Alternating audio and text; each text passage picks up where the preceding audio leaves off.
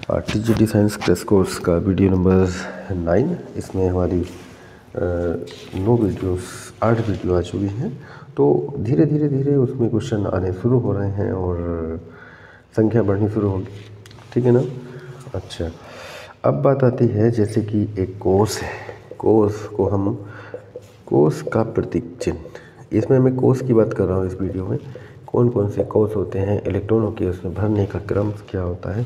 कोस को होते हैं KLMNO, 4 कोस होते हैं। ठीक है ना।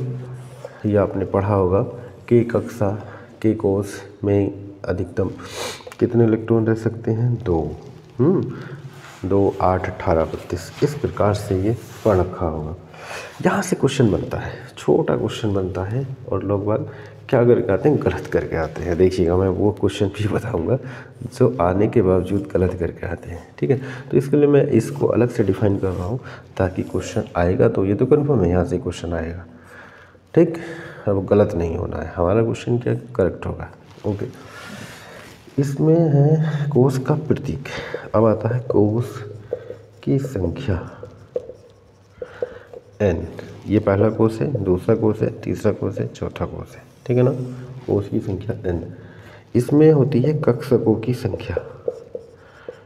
कक्षकों की संख्या ये होती है n स्क्वायर, यानी कि 1 का स्क्वायर 1, 2 का स्क्वायर 4, 3 का स्क्वायर 9 एंड 4 का स्क्वायर बराबर 16।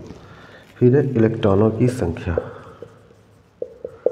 इलेक्ट्रॉनों की संख्या पूछा जाता है एग्जाम में कक्षकों की संख्या। तो जनरली इलेक्ट्रॉन की संख्या 2n स्क्वायर होती है, हम भरे होते हैं।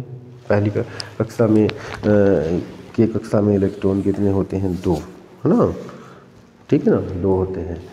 2 कैसे होते हैं, 2 × 1 का स्क्वायर, 2 × 1 का स्क्वायर यानी कि 2 × 1 बराबर 2। दूसरी में होते हैं 8 यानी कि 2 × 2 का स्क्वायर यानी कि 2 × 4 बराबर 8। तीसरी में होते हैं कितने, 2, 8, 18 n बराबर 3, 3 का स्क्वायर यानी 2 × 9 बराबर 2 नंबर 18। एंड अगला होता है 2n स्क्वायर यानी कि 4 का स्क्वायर यानी 2 × 16, 16 नहीं 32, 2, 8, 18, 32। ये सब ने रट रखा 2, 8, 18, 32। परंतु क्वेश्चन क्या आ रहा है, क्वेश्चन आ रहा है n कोस में कक्षकों की कुल संख्या। n कोस में कक्षकों की कुल संख्या है, कुल संख्या। ऑप्शन बना दिया n स्क्वायर, 2n स्क्वायर। ठीक है ना, और कुछ और दे दो, नॉन ऑफ दिस। ये क्वेश्चन बार बार आ गया, कई बार से मैं इसको देख रहा हूँ। टीजीटी में 2011, 13 इस तरह से आया पड़ा है यार। पहले भी आता है 10 उसमें भी आया था। नो टेक्निकल है। कक्षकों की संख्या क्या होती है, n स्क्वायर आती है। और ज़्यादातर पेल के क्या आते हैं, 2n स्क्वायर पढ़ा है भाई, 2n स्क्वायर होती है। इस पर कहाँ ध्यान गया कक्षकों की संख्या। ठीक है ना। मुख्य ऊर्जा स्तर में इलेक्ट्रॉनों की संख्या 2n स्क्वायर होती है। यह सूत्र केवल n बराबर 4 तक सत्य होता है। एक और पॉइंट देखो, यहाँ पे नया एक पॉइंट आपने देखा होगा, ये जो फॉर्मूला होता है, ठीक है ना। ठीक, अब बात आती है यहाँ से n कोर्स में पहले मैं इनके और फॉर्मेट बना देता हूँ। n कोर्स में कक्षकों की संख्या, कक्षकों की कुल संख्या यह होती है n स्क्वायर, रखा हुआ है। अब आता है किसी उपकोष में कक्षकों की संख्या, किसी उपकोष में कक्षकों की संख्या 12 + 1। कन्फर्म है, यहाँ पे भी क्वेश्चन बन जाता है। किसी उपकोष में इलेक्ट्रॉनों की, किसी उपकोष में, ये नहीं पढ़ा होगा, देखिएगा, किसी उपकोष में इलेक्ट्रॉनों की अधिकतम संख्या, ये था 2 × 12 + 1। कुछ नया महसूस हो रहा है। अगला है किसी कक्षक में, यहाँ से क्वेश्चन बन जाते हैं। ठीक है ना, जिस पे ध्यान नहीं जाता है, अब वो हमको क्या करना है, वहीं पे ध्यान लाना है। विपरीत चक्रणों, ये भी आया हुआ है। किसी कक्षक में एक ये और ये थोड़ा सा अलग है, ये एग्जाम में आ रहे हैं। किसी कक्षक में विपरीत चक्रणों के इलेक्ट्रॉनों की संख्या, कितनी है? 2। एक और क्वेश्चन, ठीक है ना। अब कोर्स को जान चुके हैं, कोर्स क्या क्या होते हैं, उसमें कक्षकों की संख्या क्या होती है, इलेक्ट्रॉनों की संख्या क्या क्या होती है, ठीक है। तो यहाँ से गलत नहीं करेंगे। अगला पॉइंट बनता है किसी मुख्य ऊर्जा स्तर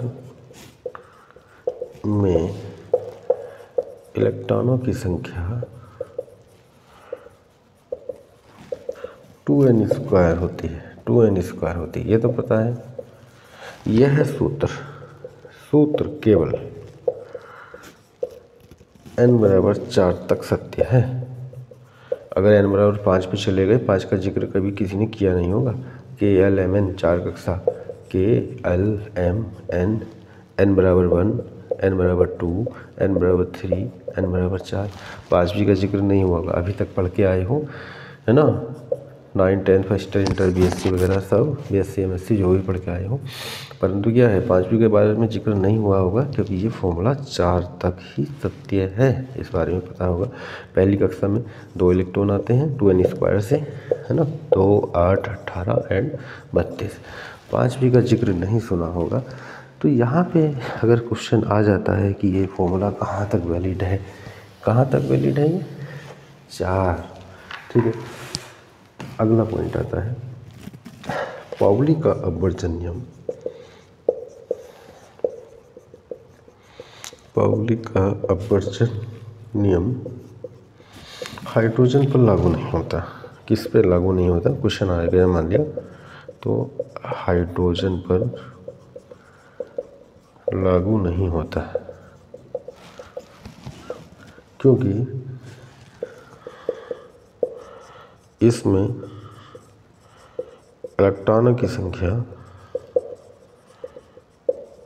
1 है। आप देखिए पाउली के अपवर्जन के नियम में कहा गया है 2 इलेक्ट्रॉन रह सकते हैं, है ना, मैक्सिमम 2 रह सकते हैं। एक जो छोटा कोष होता है उसमें 2 इलेक्ट्रॉन रह सकते हैं। जैसे S में 2 होते हैं, P में 6 होते हैं, मैंने छोटे छोटे बने होते हैं 3 बॉक्स। तो इसमें हाइड्रोजन पे लागू ही नहीं होता है क्योंकि उसमें एक ही इलेक्ट्रॉन होता है, ठीक है। आगे मैं कुछ और नॉलेज के साथ मिलता हूँ अगले वीडियो में, ठीक है ना। तो इसको यहीं पे ख़त्म करते हैं क्योंकि अलग रहेगा ये वाला कोर्स के बारे में, तो ज़्यादा अच्छा है।